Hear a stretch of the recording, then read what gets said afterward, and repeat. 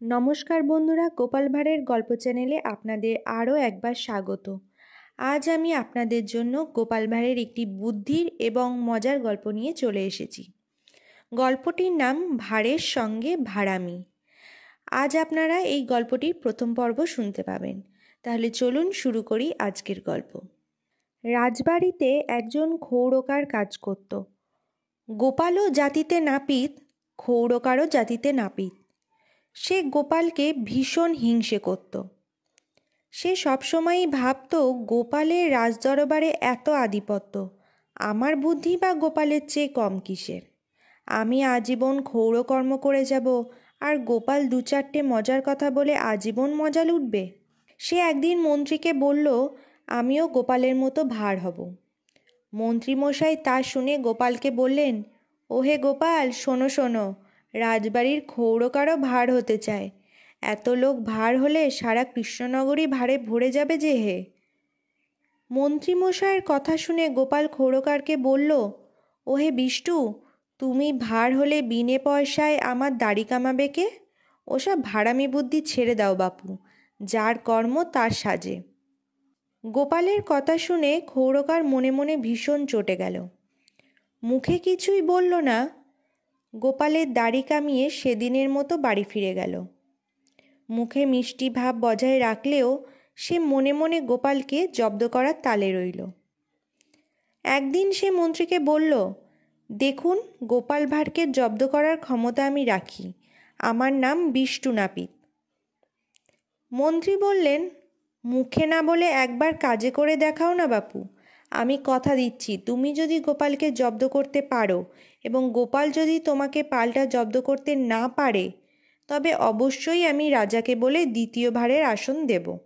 বিষ্টু নাপিত বলল, আমি যে গোপালকে জব্দ করতে চাই এ কথা যেন গোপাল কিছুতেই টের না পায় মন্ত্রীমশাই। মন্ত্রীমশাই বললেন, আমি গোপালকে কোনো কথাই বলবো না। দেখি তোমার বুদ্ধির দৌড় কত, শেষ পর্যন্ত নাক কান্না কাটা যায়। বিষ্টু নাপিত গোঁফে তা দিয়ে বলল, মন্ত্রীমশাই, আপনি বিষ্টু নাপিতকে চেনেন না। গোপাল ভাঁড়ের ভাঁড় আমি অবিলম্বে ফুটো করে ছেড়ে দেব। বিষ্টু নাপিত গোপালকে জব্দ করার জন্য সুযোগের অপেক্ষায় ছিল। একদিন সে সুবর্ণ সুযোগ পেয়ে গেল। কথাই বলে, ইচ্ছা থাকলে উপায় হয়।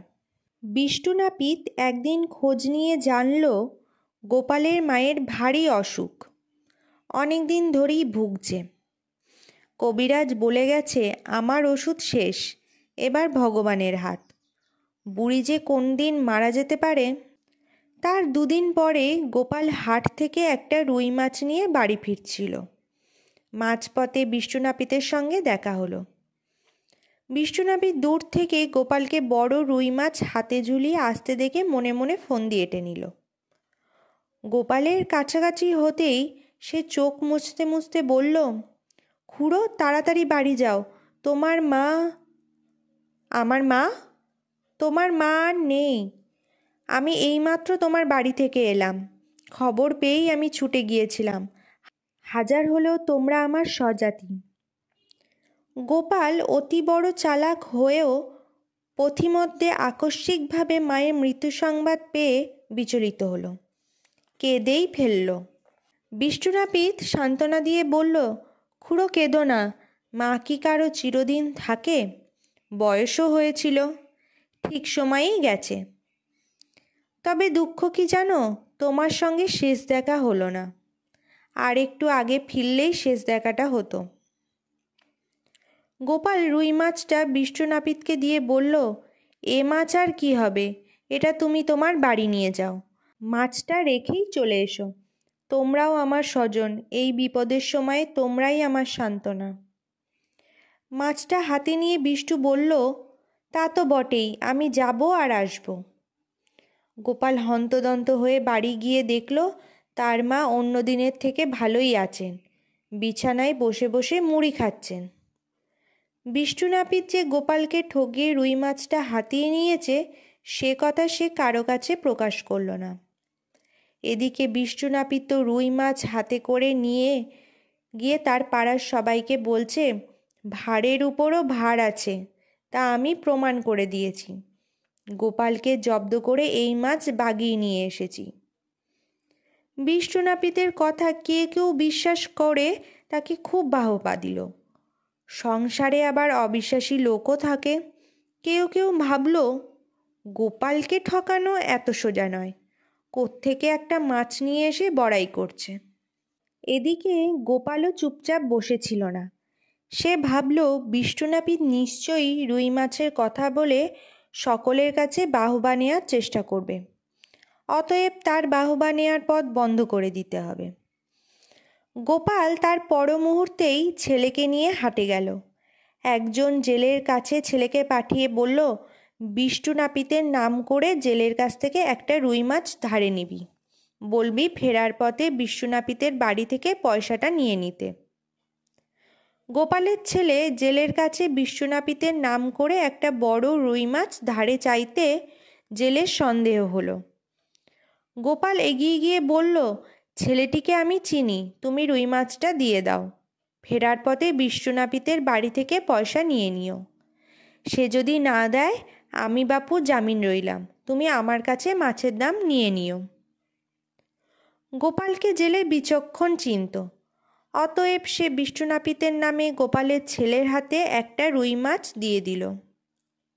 গোপালের ছেলে রুই মাছটা নিয়ে কিছুটা ভিড়ের মধ্যে এগিয়ে যেতেই গোপাল ছেলের কানে কানে বলল, একটা থলের মধ্যে মাছটা পুরে তুই তোর মামাবাড়ি চলে যা। খবরদার এখানকার কেউ যেন মাছটা না দেখতে পায়।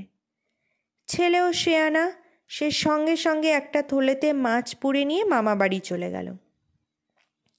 গোপাল হাট থেকে একটা মস্ত বড় ইলিশ মাছ কিনে সবাইকে দেখাতে দেখাতে বাড়ি ফিরল। পথে মন্ত্রীর ছেলে এবং রাজসভার নৈয়ায়িক পণ্ডিতদের সঙ্গে দেখা হলো। তারা দাম জিজ্ঞেস করতেই গোপাল বলল, বড্ড বেশি দাম পড়েছে, 2 গণ্ডা পয়সাই দিতে হলো।